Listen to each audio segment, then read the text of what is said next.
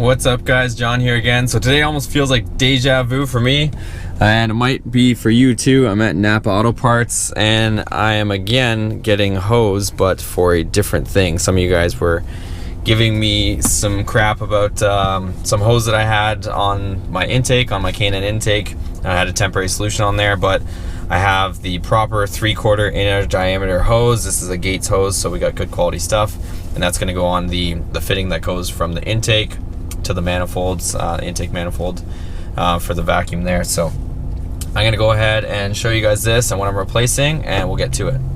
All right, so here's the hose. Go ahead and pop the hood and I'll show you what is going on. So like I was saying before, I did this temporarily because I wasn't sure if I was going to like this K&N intake. So you can see basically here I have this kind of cheap hose or whatever. It actually I just found it laying around, or it came with this thing, but like I said, it was the right size, so it's a 3/4 hose. But basically you're supposed to cut this plastic line, this hard line, the OEM one, so you're supposed to cut it back in there and then attach it there. So we're gonna go ahead, pop the intake off, pop this cover, and then we can measure it all out and we can cut it to size. All right, so let's remove the intake. Let's try it again. We're gonna remove the intake without killing the camera. So just loosen this band clamp here and then disconnect your sensor. Same thing on this side. Loosen this band clamp.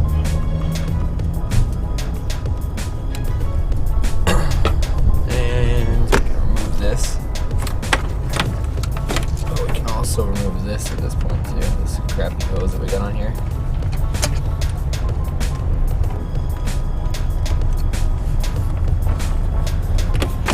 Okay, so that's off. Put this off to the side for a second. And we can lift this cover up and out.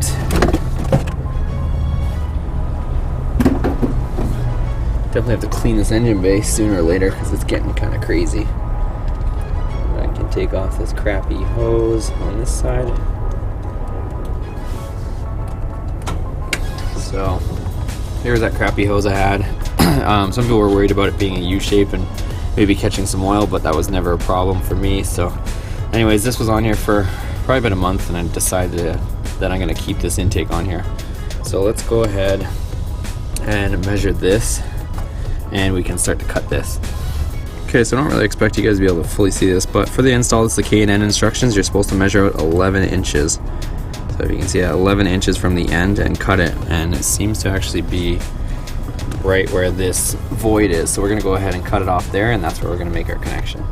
So this hose just pops out of there, and it's a rubber grommet on there. So we have this off, and now we should be able to cut this, hopefully with an X-Acto blade.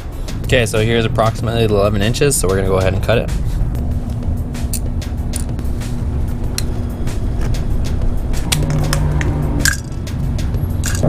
Okay, so that actually wasn't quite as bad as I had anticipated. So basically there's the cut end, and you can cut it with utility knife or X-Acto blade, whatever you want to call it, fairly easily once you sink into it and you have a sharp blade. So let's go ahead, put this hose back on, and then we can get our rubber hose and measure that to length. Take our band clamp, put it on the new hose before sliding that on, like so. Slide this on here.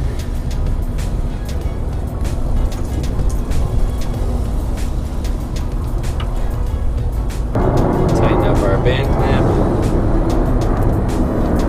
Okay, so this part's installed. Now we can go ahead and put the cover back on, and then we can see where we need to trim this to.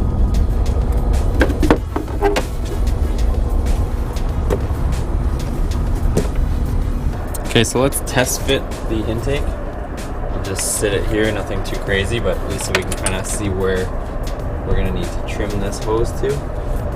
Alright, so part of the problem with this hose, and it's noted in the actual instructions, when you put this on, when you go to bend this here, it kinks.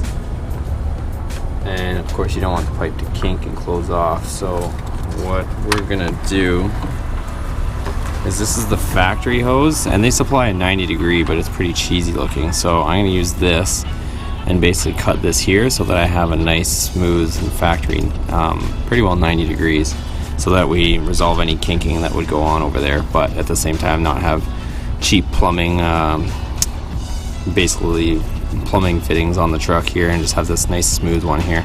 So let's go ahead, we're going to cut this here so that we can utilize it over there. This should hopefully illustrate the problem a little better. So basically you can see we're trying to connect that to that, and when we connect it in line you can see that big kink in the pipe. So rather than get a 90-degree elbow and kind of ugly things up, we're going to go ahead and use that nice smooth tube and fit it in there hopefully.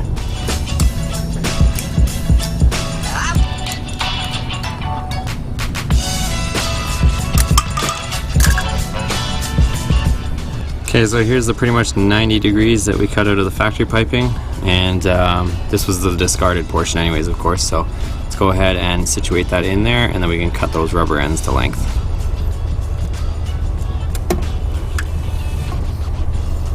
Okay, so this is the kind of final product we ended up with. I want to say about 5 or 6 inches of rubber into this 90 here, which is gonna sit like so. I can situate it here again. It's kind of an odd fit, but basically that's gonna go in there and almost to there. And then the hose is basically, we're gonna have probably 2 or 3 inch hose just to complete the loop here. So let's go ahead and cut that last piece of hose and hopefully get everything on here. Okay, so here is about 2.5 to 3 inches of heater hose, and that will go on the last bit. So let's go ahead and test fit this. Alright, so now you can see we got a nice arc through the whole thing, and it seems to fit without having to buy a 90-degree fitting or anything like that. So we're good. We'll throw a band clamp on here. These ones are tight as heck, so those don't really need anything. And the other side, I mean, the other side of this whole thing doesn't even have a band clamp or anything on it. It just shoves into a rubber coupling over here. So I don't think you necessarily have to have band clamps on it, but I'm going to put them on this one because this one is kind of a funny one where they actually give you a 5/8 barb on the K&N intake, but then they give you in spec for 3/4 inch hose, which is kind of funny. So this one's a little bit loose, so definitely gonna put a band clamp on that one to tighten that one up. Like I said, these two ones here, these ones are super tight, so they're not going anywhere. They're definitely sealing. I put a band clamp on the one in the back here, which you might be able to see, just for precaution since I can't always see that one. So let's go ahead and get that band clamp on here, pop this off, put our cover back on, and we can reassemble everything.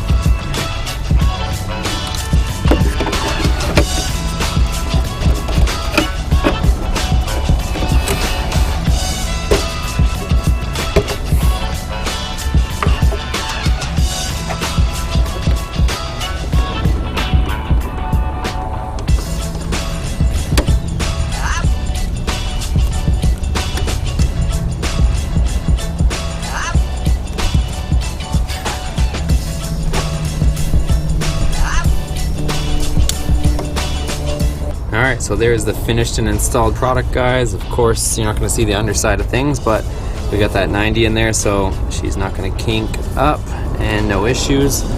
And I think the next step is definitely to clean this engine bay because it is looking filthy. So if you like this video, guys, give it a thumbs up. I know it's not that exciting, but I'm starting to clean up all the little hoses and odds and ends that I've been kind of not really, I've just been basically putting it off is kind of the best explanation, but at least now we have the nice hoses in here, black rubber ones, so everything looks factory, you could say, I guess. But again, if you liked it, give it a thumbs up. Plenty more on the way. Subscribe because I'm going to be doing a lot more stuff, so I'll see you in the next video. Take care.